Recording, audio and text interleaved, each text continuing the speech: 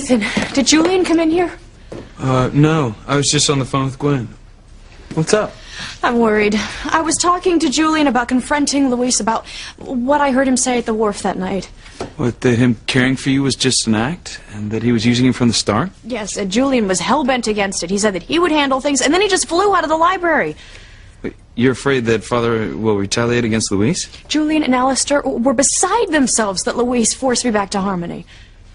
Well, they weren't alone. You're the one who charged him with kidnapping. Well, yes, I mean, I was angry at him. I still am. It's just that...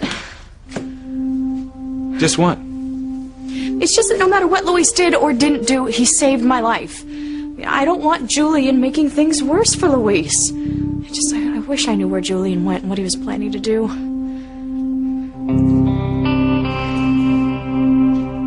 Crane.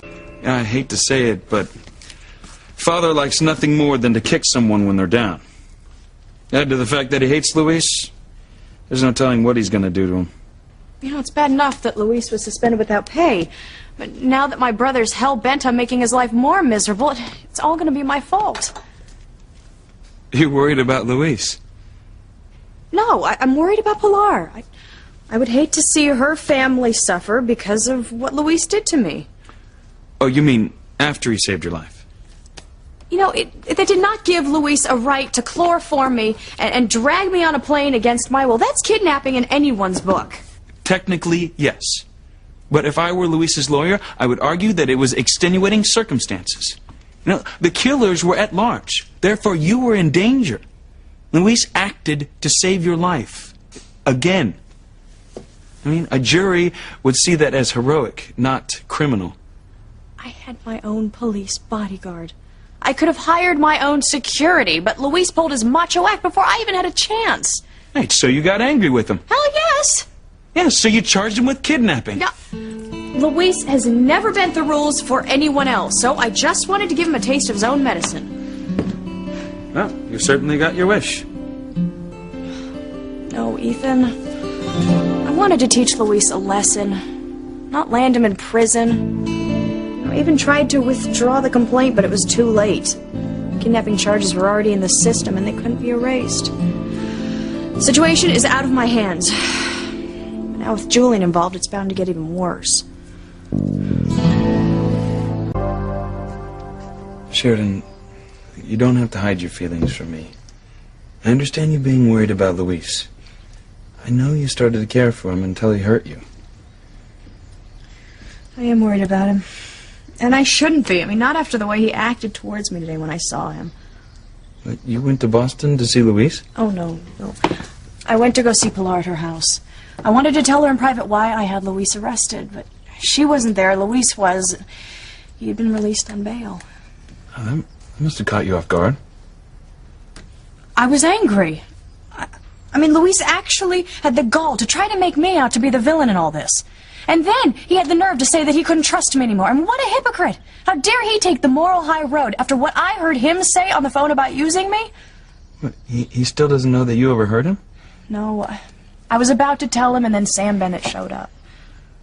So you came home, you told Father about your run-in with Luis, and now you're afraid of the consequences. Now with Julian handling things, I shudder to think what'll happen next.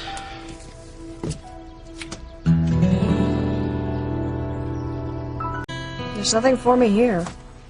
Well, at least you're safe. You know, there are men in Paris waiting to kill you, remember? I have to go back at some point. I mean, the police need me to testify. I'm the only one who can link Roger and Pierre to Jean-Luc's murder and the drug cartel. Well, until they're caught, you're staying here in Harmony where you're safe. All right.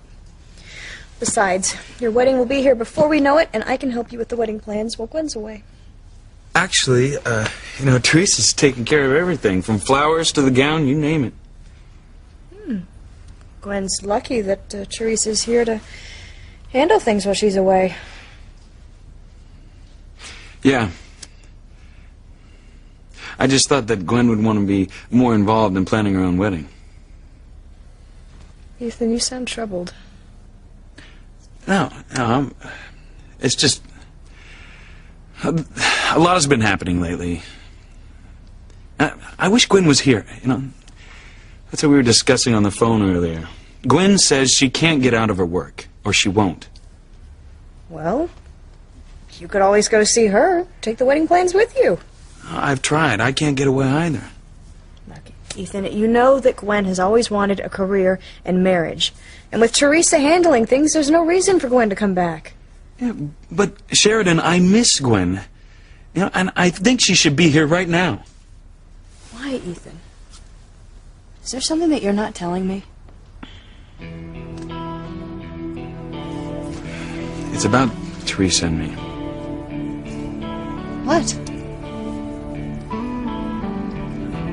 I'm afraid I might lose my friendship with her. Because of what's happened between me and Louise? No.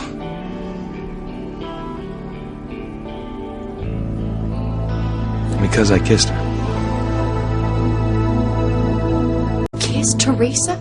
How on earth did that happen? I'm still not sure myself. You know, Teresa thought Gwen and I should ride in a horse-drawn carriage from the church to the wedding reception. Like magic, rose petals flutter down from the sky. It's the most romantic kiss you've ever shared. You're kissing the woman you love, the woman you want to spend the rest of your life with. Maybe kissing Teresa came out of my talk with Chad Harris. Chad? From the book cafe? Right, he's playing the music for the wedding, and I told him how hard it would be to be married to someone and in love with someone else. And he thought I was talking about me and Teresa. But you weren't. No, that was the farthest thing from my mind. You know, I love Gwen. I want to marry her. I'm going to marry her. But when Teresa asked you to think about the woman you love, you thought of her and not Gwen. I wonder why. It's obvious. You know, I was hearing Teresa talk to me about love and marriage. So naturally, I fantasized about her and not Gwen. Naturally. Look, I am not in love with Teresa. She's just a friend. Where are you going? I'm gonna go get some air. You're right, Ethan. It's too nice a day to be cooped up inside. Ethan? This is Teresa's. How weird that I'd find them. Weird how? Teresa believes in fate. I wonder what she'd say if she knew I found this scarf today, of all days. Is that because you kissed her earlier? Ethan, did that kiss mean something to you? No, of course not. I am engaged to marry Gwen. I'm not judging you. I just want you to be happy. I am happy. Gwen makes me happy. Are you sure?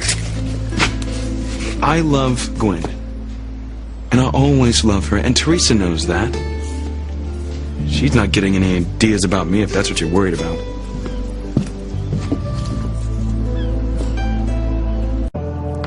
Sheridan? You seem distant all of a sudden. What's wrong? I was just thinking about that woman who lost her husband at sea. By all accounts, they loved each other deeply. But then one day, before he set sail, they had a terrible fight. Little did they know it'd be the last time they'd ever see each other. No last kiss, no sweet goodbyes. She never forgave herself for the things that she said to him, and she never stopped loving him either. They say she walked here every day, just hoping and praying that he would come back to her, and that she would be able to make things right. But she didn't. It was too late. Was it? They say she died down there on the beach, looking out to sea with a smile on her face. And clutched in her hand, in a clump of wet sand, was her husband's wedding ring. So, in the end, they were together again. The kind of love is so rare. I wonder if I'll ever find it. Of course you will. You know, I thought I found it with Louise. I thought he was the tall, dark stranger that I have dreamt of so many times. That man that just saves me from all the pain and loneliness and that just loves me with a passion. But I was wrong. Now there's no reason for us to ever see each other again. I don't want anything to do with him, and he definitely doesn't want anything to do with me. I guess from now on, I'm just on my own.